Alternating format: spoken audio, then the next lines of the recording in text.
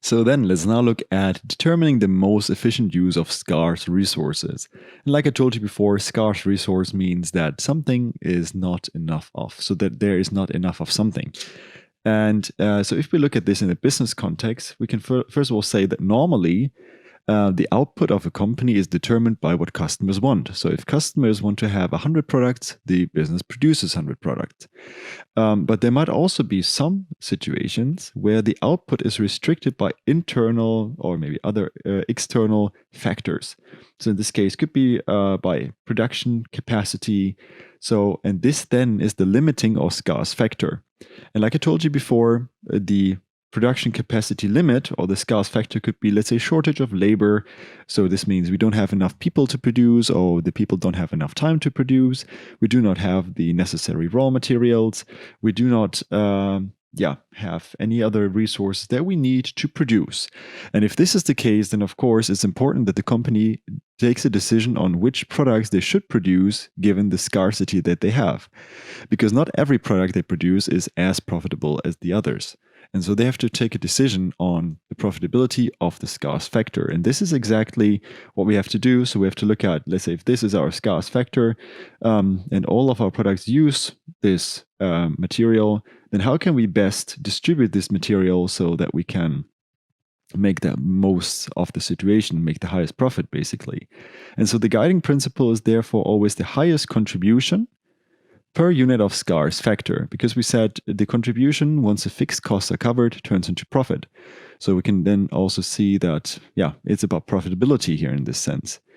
And important also is not just the contribution itself, but the contribution per unit of scarce factor. And we're going to dive into this on the next slide.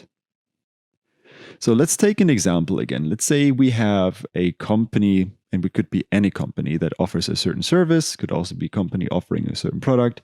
Let's say this is an example of a service company, and let's for the simplicity's sake, say it's a car repair service or anything else that you can do with cars. You can also it could also be a car painting service or anything like that. But let's assume that they have 3 services that they offer to their customers, A, B, and C.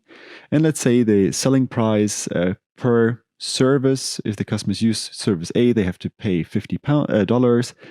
Here it's 40, and there it's 65. Also, we have the variable costs given. So this could be the labor, could be materials, or anything else. And we also see then here basically what the variable costs are. And we said earlier in this course, sales price per unit minus variable cost per unit is the contribution per unit.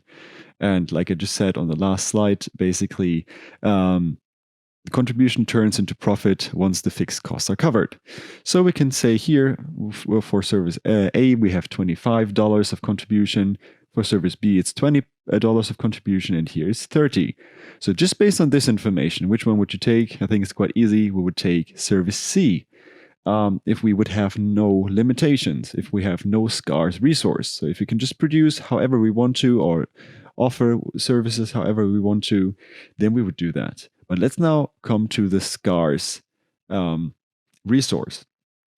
Labor time. Let's say labor time is scarce, but we need 5 hours, 3 hours, and 6 hours to produce to render these services.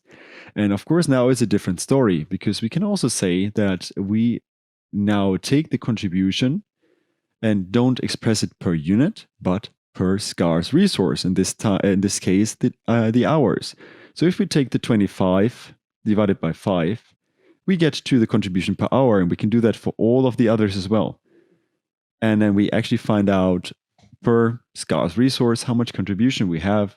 And so if we calculate this here, we get to a different picture than before, because now it's not C that we should take, but it is B that we should take, because there we have a highest contribution per hour.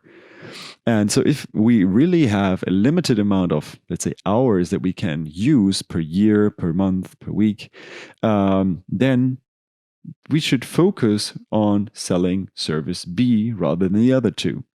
So as said before, service C has the highest overall contribution. However, service B has the highest contribution per hour. And so if labor time is scarce, like we have in this situation, then service B should be prioritized. And that is basically the way that we should, let's say, focus our attention.